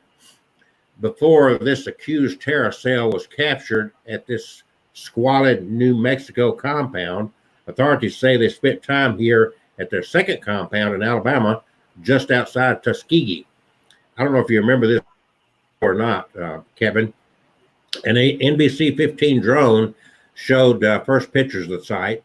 A federal search warrant notes there was a military-style obstacle course on the property. Law enforcement came face-to-face with a suspected terrorist, and I'm not even going to pronounce the name, December 2017. He had crashed his SUV on I-65 in Chilton County. He had his 3-year-old son, Abdul, with him. Anyway, they were doing a religious ritual of exorcism, and it was you've probably heard of people actually abusing kids and actually resulting in the death of someone that they claim to be expelling demons from. A criminal complaint sheds light on what exactly prosecutors meant by religious ritual. His father's girlfriend and fellow terror suspect, Janie Lavelle, the complaint says, wanted to perform an exorcism on him to cast out the demons from his body. After which the complaint says he would come to life as Jesus Christ and instruct them on what corrupt institutions to target in attacks, including military, law enforcement, financial institutions. I don't know about that kind of exorcism. This is important because the complaint says the rituals were performed at a terrorist training site in New Mexico. The complaint goes on to say that Lavelle ordered the other person to recite scriptures over. During one of those rituals, the complaint says his heart stopped. The victim, Abdul, would begin to choke and have white foam or slime come out of his mouth. And authorities said Abdul had a medical condition that caused him to suffer from frequent seizures. The boy's mother said they took him to the compound without bringing him life-saving medication. Interesting. And of course, that gets back to strangeness in Alabama. Needless to say. So, Kevin, we got about 10 more minutes. You got a little story for us to back it up? Yeah, I can read a little bit about the Crescent Hotel in Eureka Springs, Arkansas. This is another place I wouldn't mind visiting sometime. Known as the Queen of the Ozarks, this opulent hotel, once a playground for millionaires, hides a dark past from the days when its rooms were used to house desperate, dying patients, and its basement became a morgue and crematory. It's rumored that human bones are buried in the walls. Built to be the grandest hotel of the Ozarks, the Crescent was completed in 1886. The magnificent structure was adorned with the finest draperies and furniture. It was truly a showplace, boasting the most modern of accoutrements, Edison lamps, central steam heat, and a hydraulic elevator. Visitors could enjoy tea dances during the afternoon and ballroom dancing each evening, with music provided by an in-house orchestra.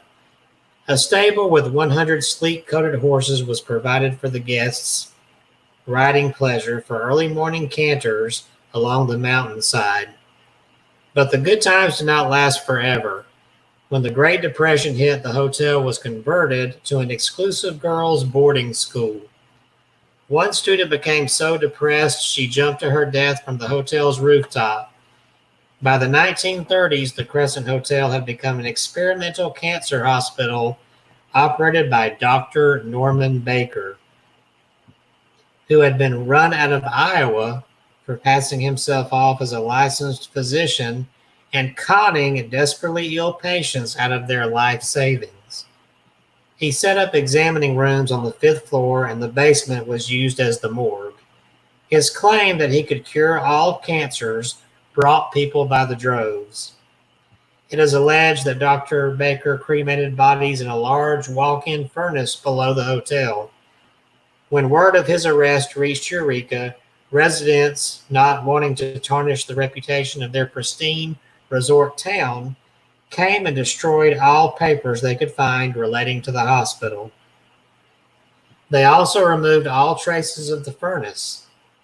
Dr. Baker's autopsy table and walk-in freezer are still in the basement today.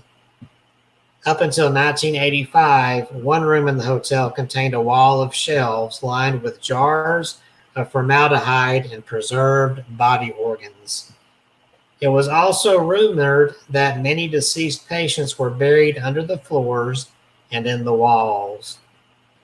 Though it has never been proven, a woman visited the hotel recently and said that her family owned the hotel in the 1940s.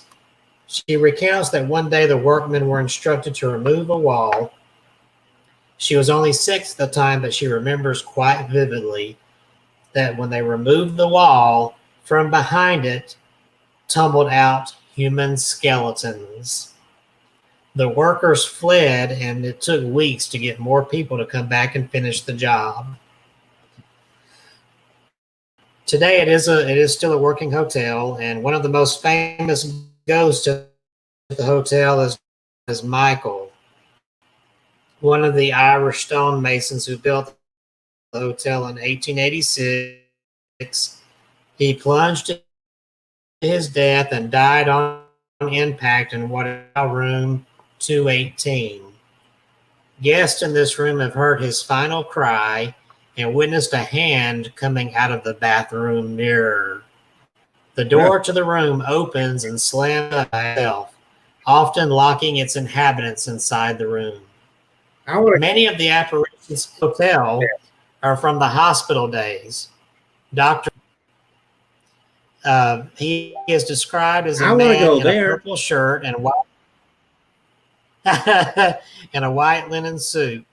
When guests are shown his photograph, they exclaim, "That's him. That's the man I saw." The apparition of a nurse pushing a gurney down the halls is another frequent visitor. You can actually hear the squeaks and rattles as the gurney clambers down to the operating room. Housekeepers and workmen have reported meeting Theodora in room 419, who introduces herself as a cancer patient of Dr. Baker's and then vanishes after curtsying and giving a verbal exchange. Ken Fugate and Carol Heath conduct ghost tours there. Once, when Ken was working in room 419, stenciling border at the top of the wall, he heard a woman's voice say, "It's so pretty what you're doing to my room." He looked around, but no one was there. Then the ghost repeated the statement.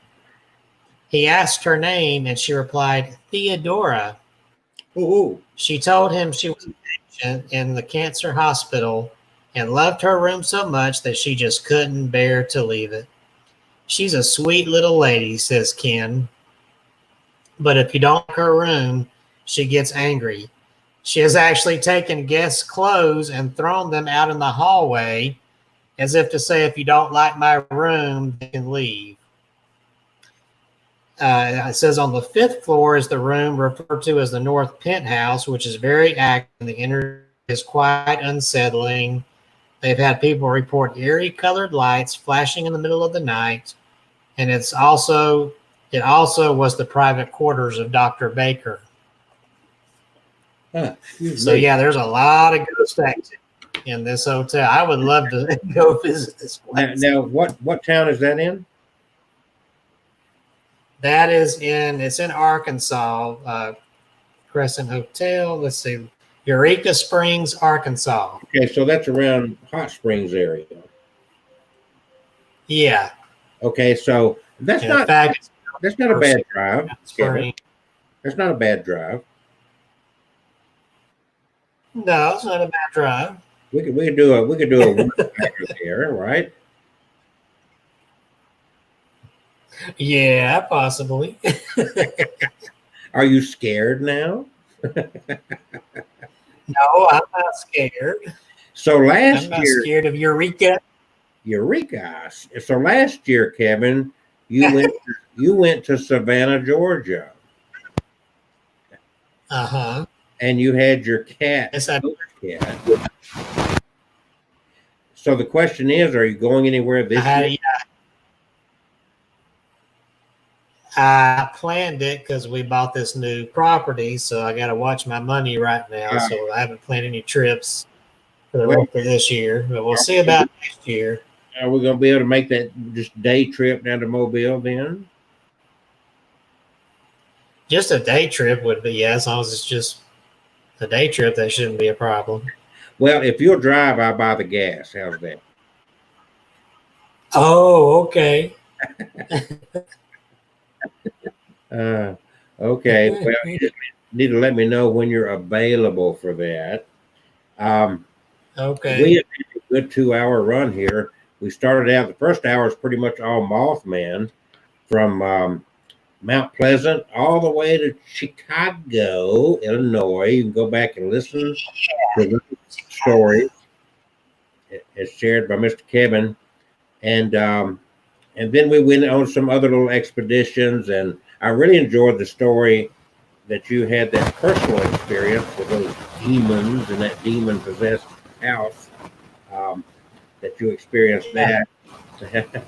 And we had Alabama exorcist. He 2 years ago, 90 years of age. So real quick, we got 5 minutes here. So several years ago, it's been a good decade or longer ago now, I was part of a team nationwide that was called the Paranormal Clergy. And my phone number, like now, I can't hide because my stuff's all over the place. But I get phone calls from people all over the country. And I may have told you this story before, Kevin, but there was this lady, 27 years of age, from St. Louis, Missouri. She was a singer, songwriter, very talented, and very attractive girl. And this is back when, before Facebook, we were on MySpace. Do you remember MySpace.com? Oh yeah, I remember. So anyway, he had relationships going on with several entities, and she wanted to pay me to come out to St. Louis and marry her to that guy from Queen that died, Freddie Mercury. And I would get phone calls. Yeah. I told you that before. I'd get phone calls in the middle of the night for a long time. I had to get her situated somewhere, but she would. I would hear from Janis Joplin. I would hear from Jimi Hendrix, and always a different voice, but always from the same phone number. How's that? So that was a very interesting. And I had back in those days, I had some very interesting things going on, trying to help these people out. Some of them were very level-headed people that genuinely, I think, had some kind of a spiritual thing going on. But some of them had some mental issues, if you know what I'm saying. And you probably know what I'm talking about, and that's the hardest thing to work with is you can't prejudge. You've got to give it time and try to figure it out. You've got to deal with it in a very tender, gingerly sort of way. You can't just walk up to somebody and say, "Oh, you're just crazy. You're a nut." You can't do that because you never know where these people are, you know. And you really, it really raises your blood pressure. Yeah. So anyway, this is Abnormal Alabama. We spent a good year working to get Kevin's YouTube subscriber count up to over 1,000, and last week he achieved that. And yay, Kevin! Congratulations! And now we got to spend the next year trying to get Abnormal Alabama's subscribers up to 1,000. So you need to put out a little video on your YouTube saying, "Go to Abnormal Alabama, subscribe." Yes. And over there too. If you haven't subscribed to Abnormal Alabama, please do so. Our website is abnormalalabama.com. The book that I'm promoting right now, I have a whole website dedicated to that book called datingthedead.com. And you will find that to be a very fascinating story. So check that out and get your copy of that book. Join us also if you're watching this on YouTube, subscribe there, but also go over to our Facebook page, which is Abnormal Alabama. Everything we do is Abnormal Alabama. And join us over there. Kevin's is myhauntedolls.com, and Kevin has a book or two out himself. So, Kevin, you've got less than 2 minutes to promote yourself one more time. One more time. All right, less than 2 minutes. Let's see. All right, Crimson the Blood painting. Available in audio book and paperback. myhauntedolls.com, Barnes & Noble, Books A Million, Amazon, or if you want to get the audio book, which is wonderful, you can get that at Audible, iTunes, or Amazon. And here's another one, The Legends of Indian Narrows, about my experiences growing up in a haunted neighborhood, the stories I used to hear there. And it's also in paperback, but it's also an audiobook, and I'm the one that performs that one. So be sure to check that out. I've got a whole bunch of other books. I've got haunted doll novels. I've got my haunted collection that tells the stories about some of the items I originally collected that started my collection, including doll Patty that started the whole thing back in 2013. 7 years I've been collecting now. 7 years. And you've gotten the collection. So Kevin's collection of dolls and other haunted items is not just dolls, but it's grown so extensively that he had to get out of his garden home and buy this palatial estate. He's going to put, because he's becoming the paranormal Elvis out there. He's going to have to put gates up at the front instead of having musical notes or guitars. He's going to have doll heads on his gate. Yeah. And instead of called Graceland, he's going to call it Doll Land. And so look for it. That's going to be a new thing, and people will come from all over the world to hopefully run across Kevin Kane. And who knows? He's a pretty generous soul. He might, if you pop up at his gate, he might give you a tour of his estate and show you his dolls. At the very least, he'll take a selfie with you. Yeah. So, all right, we're running a minute overtime. Kevin, as always, I really enjoyed it. Everybody, thanks for joining in.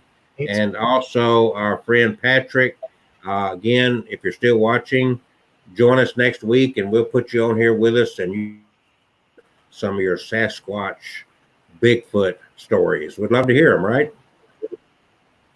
Yeah. Everybody have a good Tuesday night. Tomorrow's supposed to be an 80% chance of rain. And so be prepared for that. We need the rain, I guess.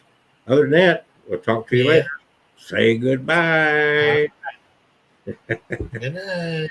Kevin's too busy reading. So he's reading his text, I guess.